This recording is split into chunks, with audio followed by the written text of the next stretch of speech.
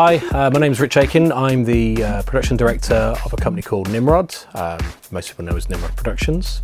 We are a post-production and music mixing company which started in video games. We now work in films, advertising, TV and commercial music development.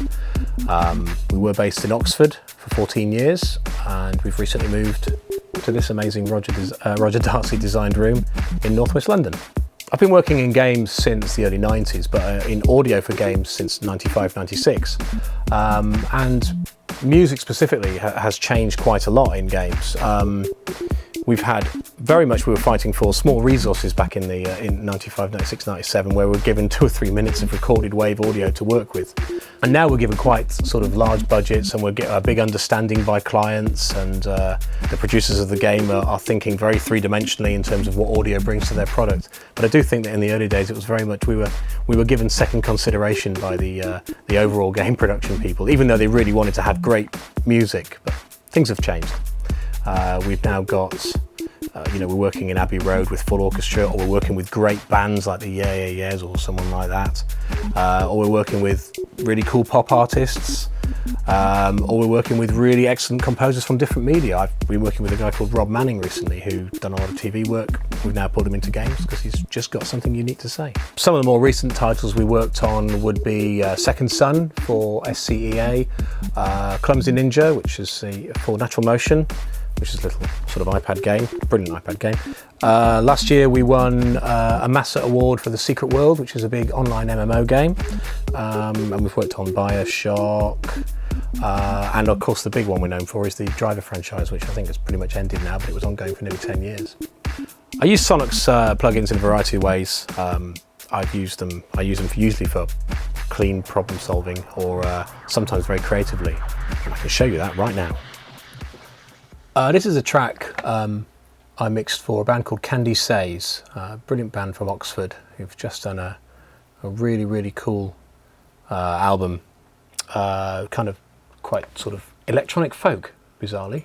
And I wanted to just show you my sort of use of mixbus EQ.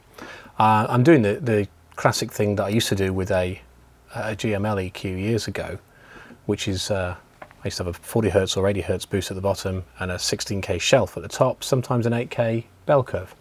You can see here I've got this sort of 16K 3 dB boost. So I'll bring it in after a couple of lines. You should be able to hear the whole mix just opens out in that 3D thing. You know, a lot of people do this anyway, but you should just be able to hear it.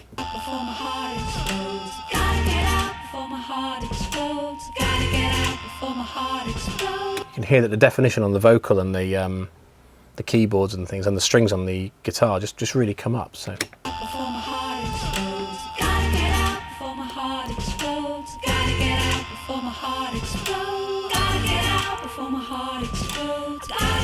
we go. And sometimes I might not do that. I might just have it at stick an 8 kilohertz.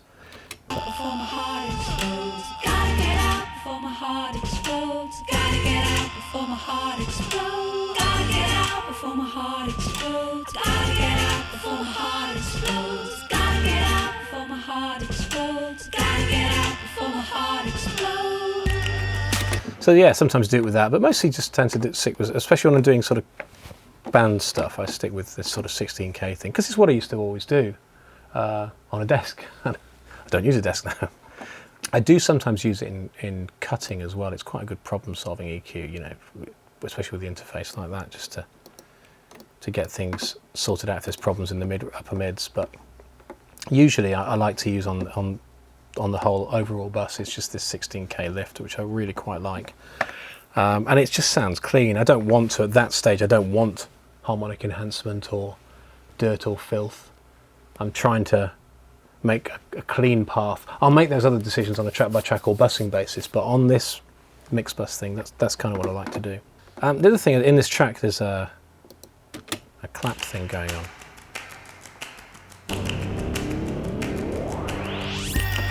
Which is pretty cool. It's kind of just those guys, they've just recorded multiple tracks of. But the transmodulator here, I mean, this is I don't often use it actually for removing transients so much. I tend to try and create them on mixes, but I'll show you that later. On this, without the transmodulator, the claps are just too, you know, they've got that slappy sort of thing, and they're not having a pleasant sort of addition to the mix, but by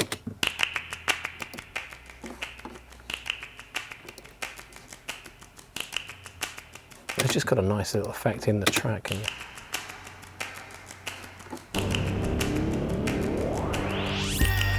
so the tail is still as loud. Well, to have the tail as loud, I've got to have that whole, well, not whole, but I've got to have the transient really loud. It doesn't work on this. So the obvious use, pulling the front end of the transient out of there. So in this track, this is a string quintet playing for a game called White Heaven. Composed by Alessandro Monopoli. I hope I've pronounced his name right. And it's a string quintet with double bass and a Spanish guitar. The guitar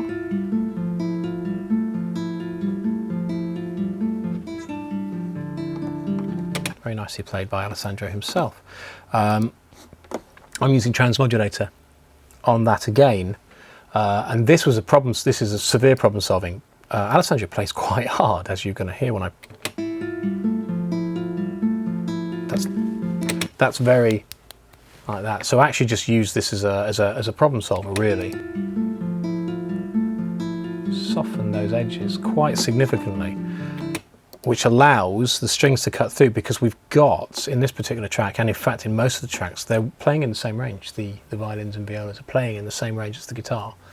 They've not been arranged to be separated. He wanted them to gel together, which is great when you design that as a composer or a producer, but you actually try mixing it. So bringing that together,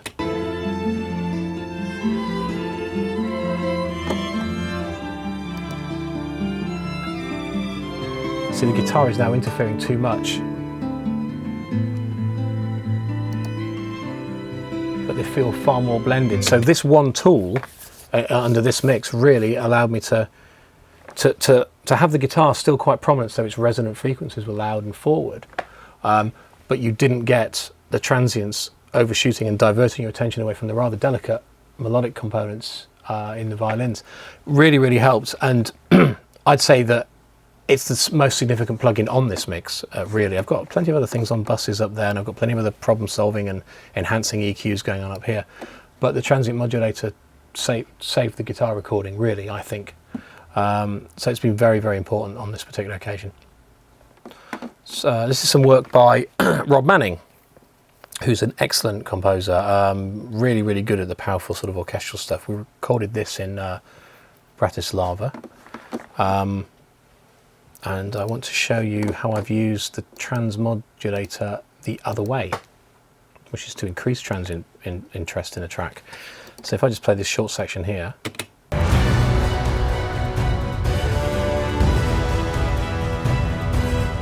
you can hear it's sort of nicely balanced, sounds big and powerful. Put the transmodulator back in, and I'm using it to increase the transient information. It means that all the hit parts are coming forward in the mix.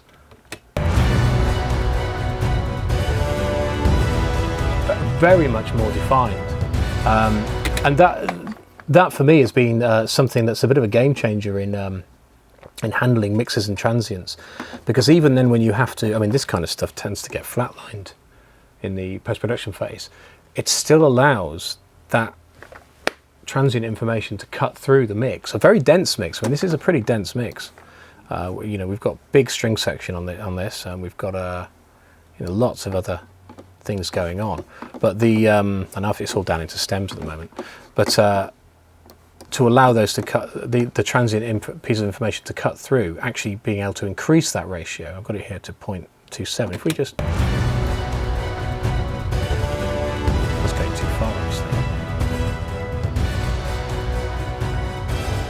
It's a busy mix, you know, there's the big synth going on in there, there's lots of strings, the percussions, jump, all the way through, and it's just allowing all this stuff just to cut into the mix quite nicely.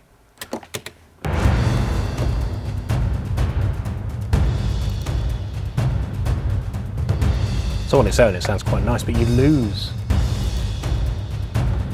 So that helps just bring that thing, those transient elements cut through, and of course fools the ear into defining those percussive elements, and you can hear them all the way through. It's a very, very neat trick, and I really like using the transmodulator that way. And I've actually found that by using transmodulator after inflator, you can get some of the size of the inflator and then put that transient detail back into your mix again. But actually you can do very, very interesting things the other way around. You can hit transmodulator really hard and then hit hard into the inflator, and you get a graininess which is awesome for putting on synth buses with, well, like really transient sequencer parts, pop, pop, pop, pop, those sort of things. And that's really, really quite interesting. I mean, I wonder if I can just, I haven't done it on this mix, but I could probably show you. Let's have a look up.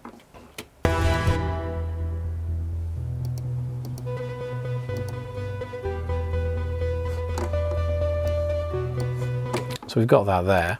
If we put the transmod on there and hit that really hard,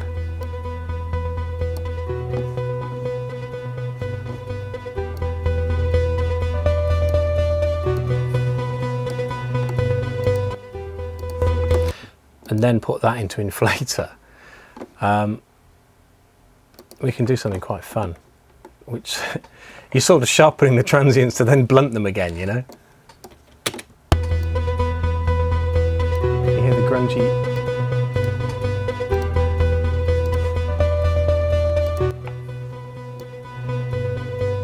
So you can hear the slight grunginess in the original sort of background, but it's quite pleasantly digital. It's unusual and a really interesting texture. Maybe I should have done that on the full mix, I don't know. Let's see what it sounds like.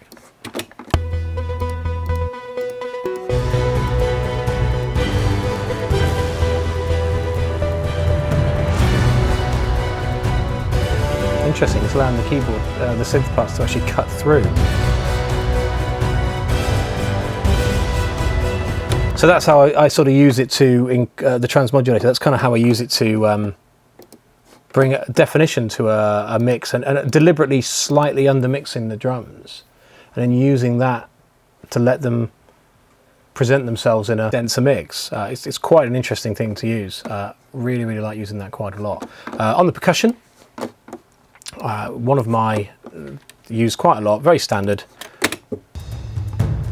I do use this a heck of a lot, so.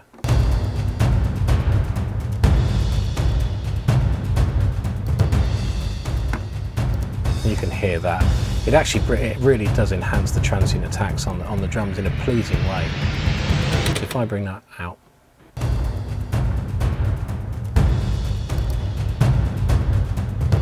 It's just so much more solid. And it's tickling it, look. You know, I'm not doing a lot. Oh, by the way, for clean compression on doing trailer mixes, Oxford Dynamics, use it on everything. It's on every, you know, just to, you know how trailers have that much punchier sort of thing. I'm using it on everything. I do use the warmth thing a bit. I actually don't know what you guys have done on this warmth button, but I quite like it. See if you can get into that. Just gives a bit of, to me, it adds a sort of dimension of believability in the low mids. It's quite interesting. If you remember on the We Are Not Kings track by Candy Says, we had that clap part at the beginning, and the part runs through the track in various sections. It's in sort of little break sections.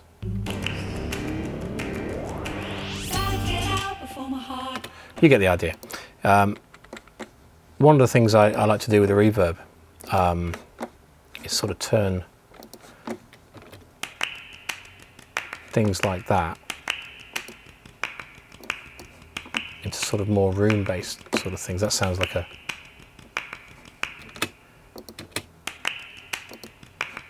It puts it in a small space, not a big space. It's just... And what I do with that is I use this sort of down to 10 centimeters or something small like that. You know, there's a big early reflections thing. And I take the width right down and the taper comes right down so that you don't have any bits that are in there. I just looking to keep them really short as part of the track, and I have it on.